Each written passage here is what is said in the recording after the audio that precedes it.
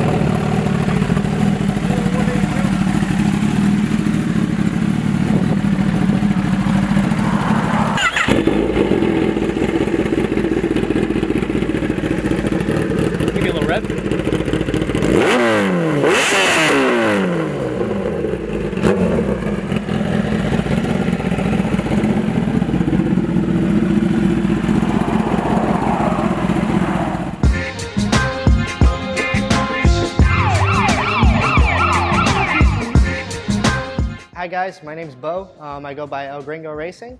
This is my 2016 Kawasaki ZX-10R. It started off as a factory bike, very basic setup. When I got it, it was bone stock. First thing I did was take it and lower it 2 3/4 inches in the front, add a Brox strap set.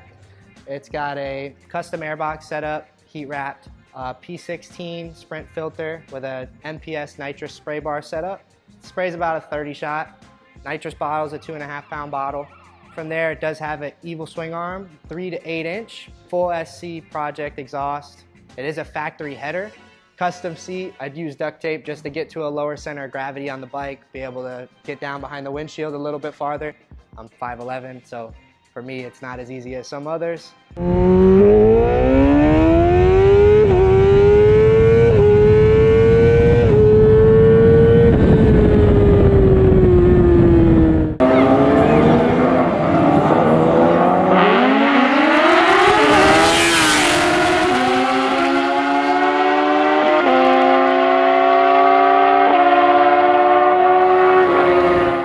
Lightweight Shirai battery. The bike was tuned and set up by Paul at Blaze Cycle. He's done a really good job by me.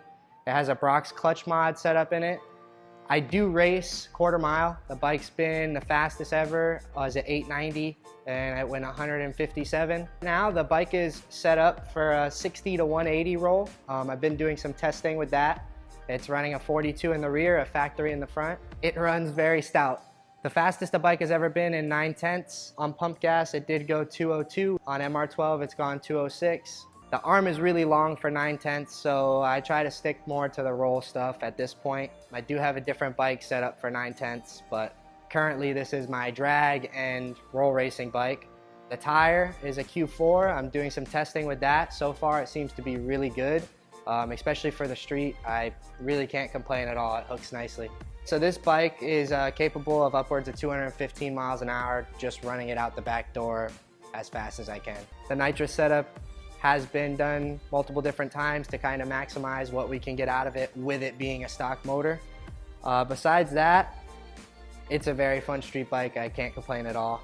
So I grew up racing motocross with my dad. It slowly transferred into cars, but I found out quickly I couldn't afford cars as I could bikes. So I stuck with my street bikes and it's just been a passion. The adrenaline rush is crazy and there's nothing like that initial hit of going from 60 to 140, 180, 200 in seconds. Cars are fast and I love to race them, but bikes are where it's at, man. You really can't beat the adrenaline rush you get from a motorcycle. So this is a stock ECU. It's tuned on Woolwich software tuning by Paul from Blaze Cycle. The bike has been dynoed on pumped gas. It made a little over 200 horsepower, nitrous well over that, and race gas, it made some pretty good numbers. Woolwich tuning software works out really nicely because you can change multiple modes in the bike and have different maps for different weathers and things like that. To hit on some of the aerodynamics, when we start out with these bikes, first thing we do is usually delete the mirrors, lowering the bike, getting rid of the seat, just to really capitalize on the tucking factor and getting behind the windshield and hiding.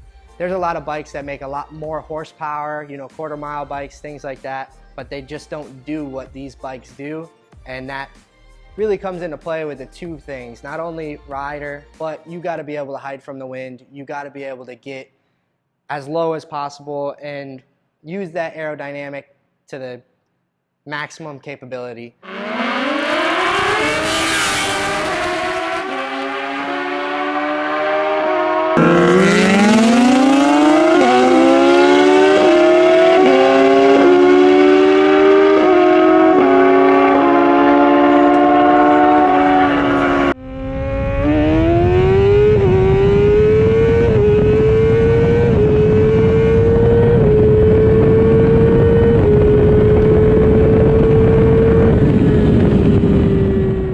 Big thing that I like is the Motion Pro quarter turn throttle. It's really beneficial because instead of having to turn your throttle completely to 100%, it cuts that into a quarter turn and turn your 100% full throttle with a quarter of the motion. It's super beneficial in racing because while the other guy's still twisting his throttle, you're already 100%. A lot of people like to overgrip.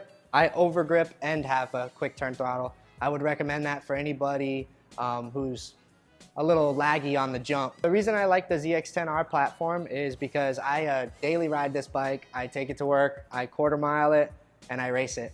I love the BMW S1000. I have one of those, the Hayabusas. There's so many great bikes, but for my racing and riding style, the ZX-10R works out great, and it's a very easy bike to modify. So parts and things like that aren't necessarily as expensive as they might be for a S1000 or any other bike. I love taking my bike to the track. I recently raced TRC's Street King event. I did win the Street King class. I also just came back from Georgia's Manufacturer Cup race. I got third in Street Fighter, and that was where the bike went at 890 at 156. So for the track days, I changed the gearing setup, I changed the chain length, things like that. On the street, I shortened the bike just a little bit. I also put a lot lower gear so I can actually ride. It all depends on the type of racing we're doing. The bike goes through multiple different changes to suit that type of race. So on my ZX-10R, I did delete the rear brake. That is just to cut down on friction. A lot of times you don't realize you set your foot on it. It will also cause a lot of drag and slow the bike down. So the best thing to do is get rid of it for the drag racing application.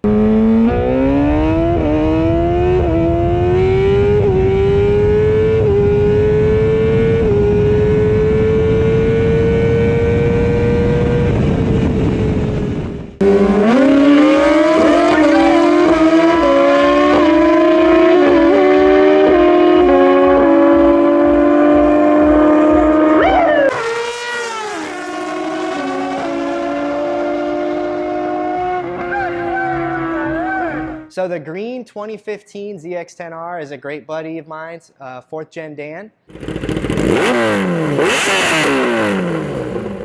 That bike to start with, starting from the front, it's got a Hayabusa fender, it is lowered, it's got ceramic wheel bearings, Galfa rotors, BST wheels, airbox is heat wrapped, it's got carbon fiber velocity stacks. The motor is a stock motor.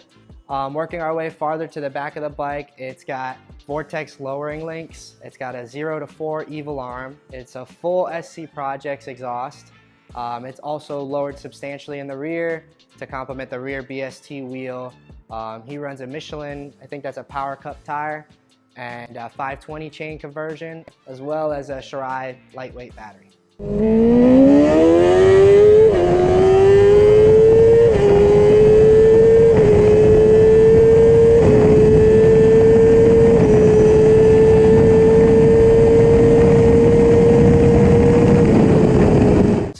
Dan's setup, he does run BST carbon fiber wheels with ceramic wheel bearings. They are an extreme advantage. They're a lot lighter than factory wheels, and the ceramic wheel bearings are ridiculously smooth. His tire combo works out great for his weight and size. He also has a rear brake delete. Also tuned by Paul at Blaze Cycle. The bike's been well over 200 miles an hour. It's got multiple different tunes for each application. I believe he has a pump gas, a race gas tune. The bike is ridiculously fast. His combination with weight, aerodynamic, and power is almost unbeatable.